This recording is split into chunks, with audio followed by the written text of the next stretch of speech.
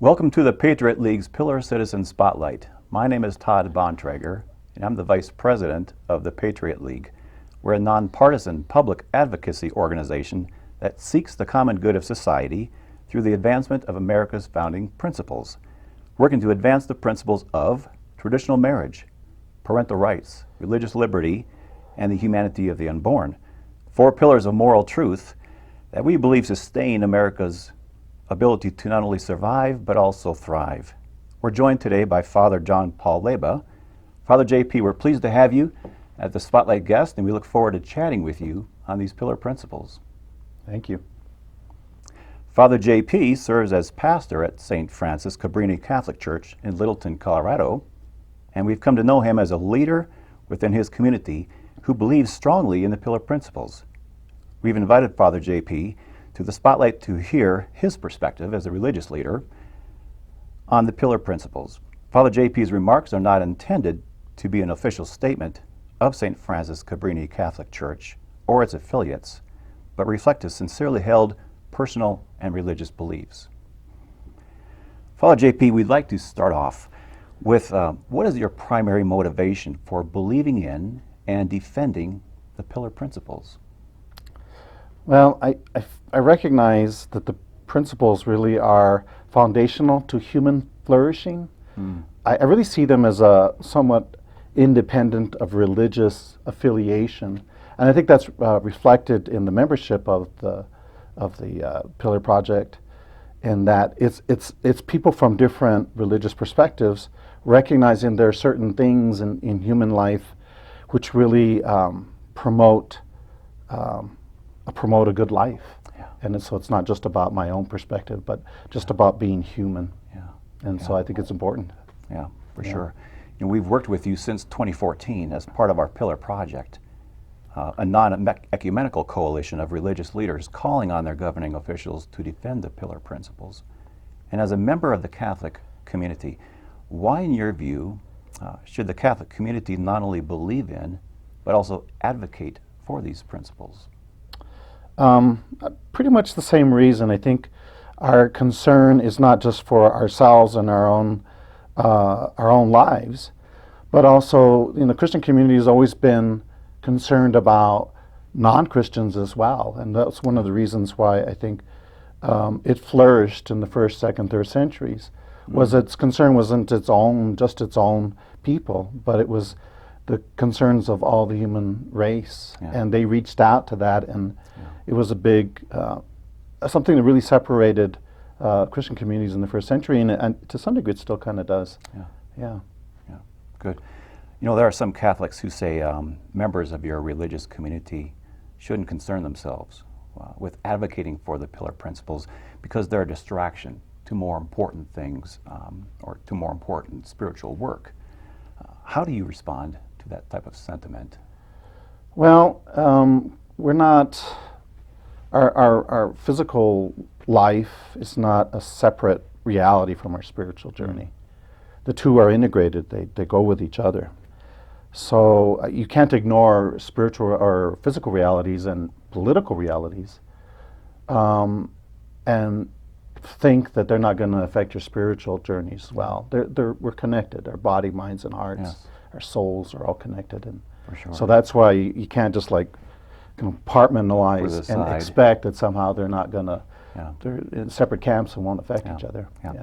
Do you believe that holding public office can be a spiritual calling? Oh, sure. Yeah, but I do believe that holding a public office, there's a responsibility, obviously, for the broader concern. But the broader concern, I think, is a human concern. Yeah. So beyond just your own particular religious affiliation, but a broader concern for humanity. Good. In your view, how do the pillar principles positively impact society? Well, so one of the pillars is defending the unborn or recognizing the humanity of the unborn. And I think that's, just starting with that, it's foundational. So if we're respecting and honoring and defending the unborn, that then follows throughout all the stages of life.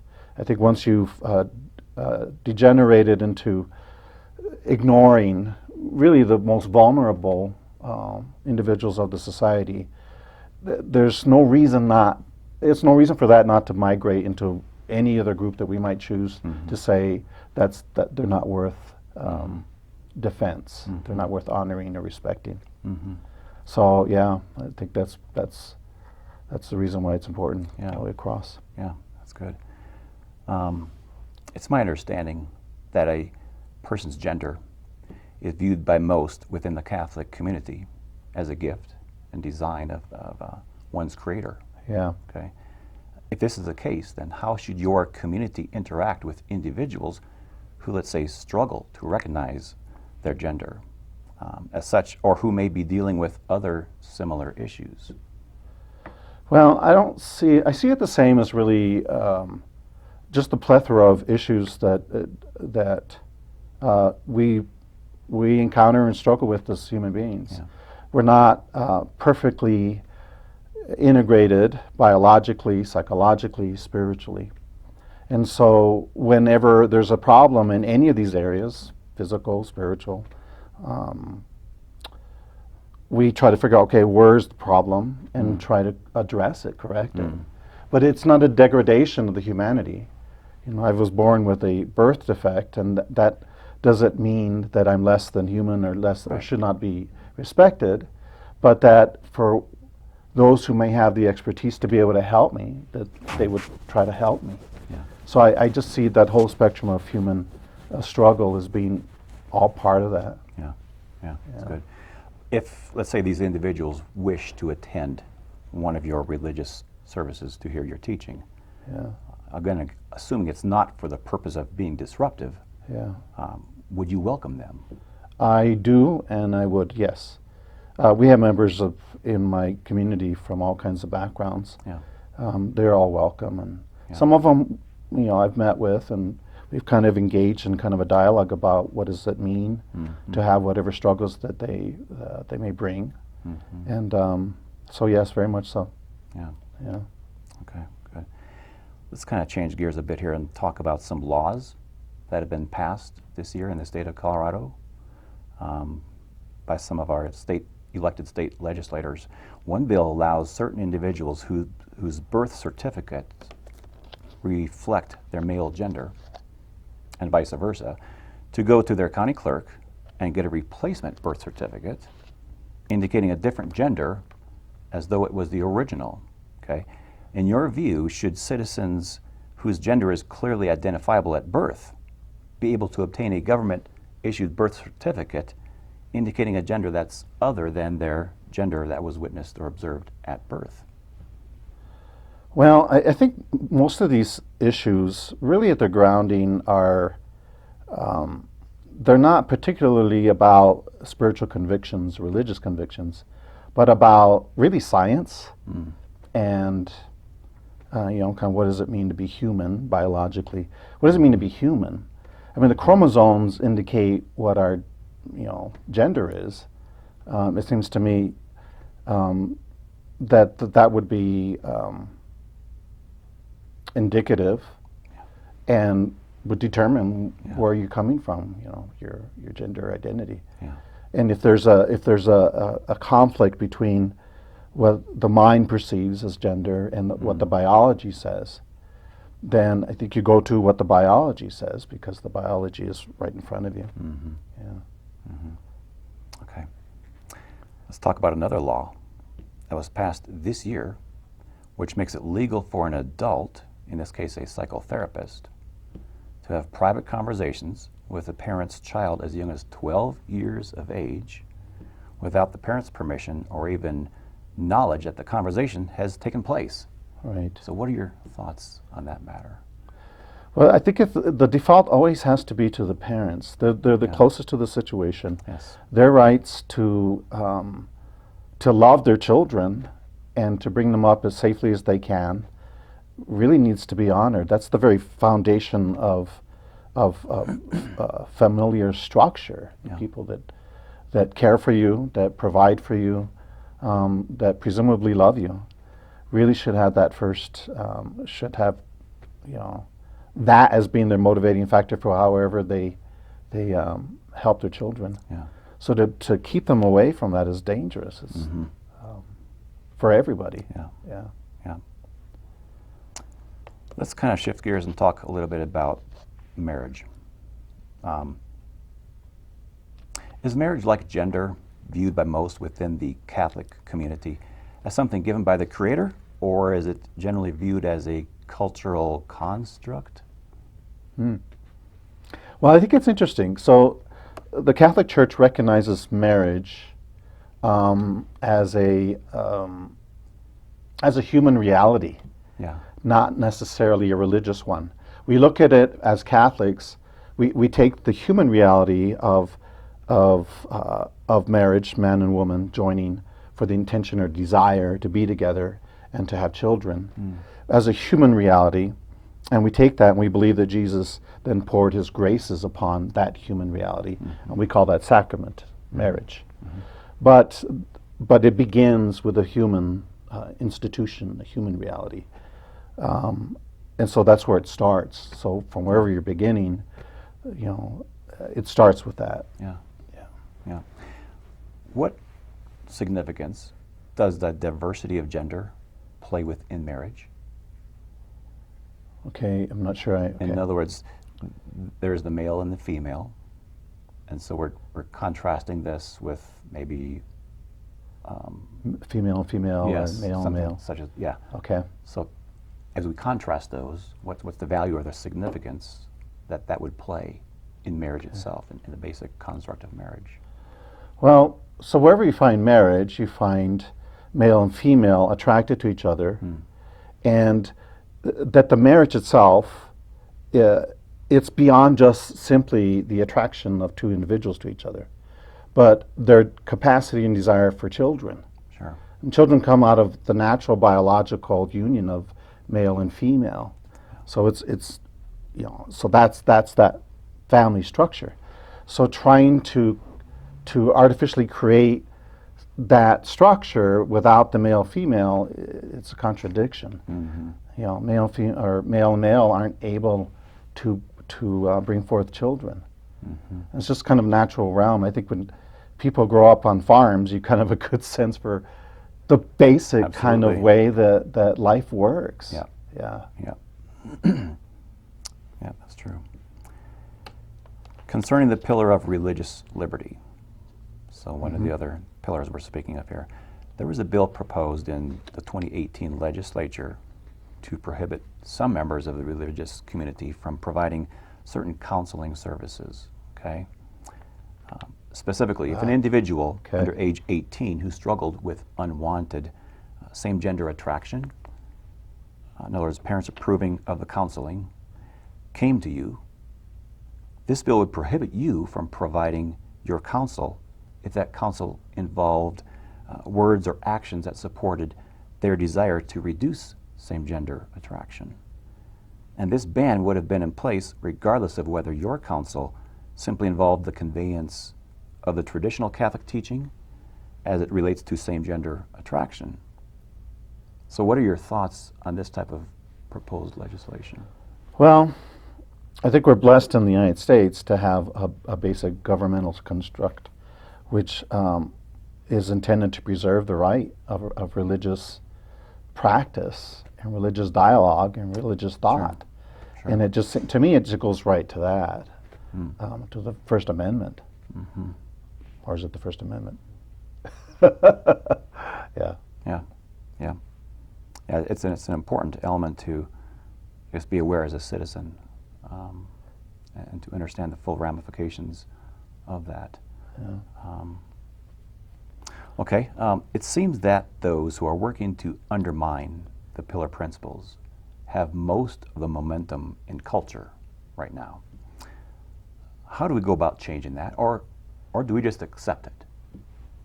Okay, I'm sorry. Go ahead and There are those who are working to undermine the pillar principles, yeah. and they have the momentum, it seems, where we seem to be kind of in the minority, those who are standing in support of the principles of moral truth. Okay. How do we go about changing that? Or do we just go along and say, well, we can't do anything about it? Well, there's this, reading the story of Wilberforce out in England, and the battle he had year after year after year trying to eliminate the slave trade that the English were involved in. And you look at that battle and it's like you would think there was no hope. And the next year he'd come down, present the legislation, turn down. The next year he presented again, turn down. Next year presented again, turn down. Next year presented again. And we look at it now and we're like, he was right. I mean, there's not even a doubt. There's no question he was right. Yeah. But that society, there was too much money involved. There were too many people who had too much to lose to not put up a fight. I think when it's true and it's good and beautiful, eventually the human heart recognizes that. So I think persistence, the truth has to persist. Yeah. And I think eventually people will recognize that, and because we recognize, because they will. It's a just natural human truth. Right. Eventually, all the other kind of motivations for people not wanting to let go, I think begin to fade. So I think it's persistence. Yeah. The truth does win. Yeah, that's a good point. Yeah. In 1776, we have the American founders who wrote in the Declaration of Independence, "We hold these truths to be self-evident, that all men are created equal, that they are endowed by their Creator with certain inalienable rights, that among these are life," so on and so forth. With this in mind, what are you observing in society that is feeding the mindset, I guess, that disregards the dignity of human life? Well, first of all, I think that structure and that statement is brilliant. Yeah. I think it's based on the natural law, and it's a recognition that there's something, there's a reality that's beyond our definitions and our constructs. We can construct societies, construct political processes and authorities and all this, and hierarchy, whatever. But there's a reality that precedes all of that, which doesn't lend itself to whatever to our own desires and our own manipulations. And so respecting human beings, respecting life. Yeah. I believe because of that core, I guess we're going back again, that's the main reason why we had an argument to eliminate slavery in this country. So, yeah. Yeah. Yeah. Good point. Good point. We know that citizens who care deeply about the Pillar Principles often hold very different or divergent theological perspectives or have no theological basis at all. In your view, should these Pillar citizens work together to advance our shared Pillar Principles? And if so, then on what basis? Oh, very much so. So I think I've been alluding to that since the beginning of the conversation. Yeah. Because what we have in common is something that transcends our particular religious convictions. I think most religious convictions, in my kind of sense for them, that differentiate us are based on a revelation, things that have been revealed to us, we believe, by God. But there's also a foundation of truth which is simply observed. And I observe it, an atheist can observe it, absolutely. A Baptist observes it, evangelical, Protestant, Catholic, a Muslim, a Jew. Jewish faith. Yeah, sure. Yeah. That's good. What message would you have relating or for other religious leaders or those outside the Catholic community, words of encouragement perhaps to help sustain or advance these Pillar Principles, and to just give them a sense of encouragement that what they're saying is can be good and vital for their organizations and their assemblies as well? Yeah. I think it's kind of one of my own journey in the priesthood. I came to it late. So this role is leadership. The idea of leadership is just sort of developing in my own understanding, my own experience, and my own responsibilities. And recognizing that people really are looking for a reason to hope, right? Another scripture passage, but it applies to everyone. They're looking for a reason to hope. They're looking for leadership. And I think when you're strong about that, it encourages people, not only to encourage them in terms of just kind of the interior convictions, but it also encourages them to do the right thing in their own lives, within their own families. Yeah. So yeah, no matter what your religious convictions are, the power of leadership is undeniable.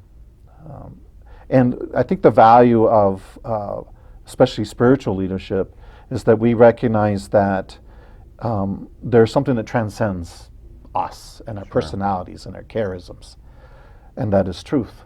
Sure. And we're all engaged in desire for understanding the truth, and that transcends us, and people are looking for that. And I think so I'd encourage leadership of all kind to step out. And people are looking for that. Yeah. Excellent. What type of unique experiences have you, I guess, noted or seen within the Hispanic community itself relating to these pillar principles? Well, as a pastor, I've been a priest for 16 years. I've had parishes, rural parishes and urban parishes, poor parishes, and reasonably affluent parishes. Okay. One of the parish experience I had was in a remote farming community that was shrinking, and very few children in the community. And so at masses on weekends, very few children, and that really, when they're absent, you notice the absence. There's not a lot of life. My last assignment, I had about half my community was kind of reasonably long-term American-born community, English-speaking, and half of it were reasonably recent immigrants, probably most everybody's probably within the last 60 years, immigrant, Spanish-speaking into the United States. And the difference between the life that they were engaged in, it was just life, being alive, being joyful, being engaged, being active. There was such a big difference between the two different communities. So from the Hispanic perspective, family really is important. And these children thrive. They just thrive. They're joyful, they interact, and it's not like, there's such a mindset in America of trying to minimize the impact of life, of living. We live life on this kind of plane. Pink Floyd speaks about being comfortably numb. We're just kind of living life. As Christians, we believe in living life to the full. Jesus says, I came to eat my life and have it to the full. And you see within the Hispanic community and my own upbringing that we're just engaged, and it's just this just wild sort of and imaginative and beautiful life experience. And I would invite the children to come forward for a blessing, and they'd come pouring out of the pews. They're beautiful little faces, and I just send a blessing upon them all. And it's such a big difference. And I think children embody hope. When people have children, they recognize that it's not just about them. That's when they start to worry about the future. That's what they worry about. What's the world going to be like? That's when they start worrying about even the environment. Which is not one of the issues that we talk about. But when people have children, they think, ooh, the environment matters. The political system matters. What are my children going to grow into? What are they going to get as far as the political structure? Are they going to be free like me? And so that's a very Hispanic, and really it's not just limited to Hispanic, but I'm speaking from my own upbringing and my own experience working with them. That changes a lot. And I think you start looking at the Pillar Project things, you see the value of parenting, of love within the family. You see the value of children from their origins through life. You see the value of those connections and caring about people all the way through the stages, including when we're talking about the battle over assisted suicide. That even people who are hopeless are worth, their humanity isn't gone.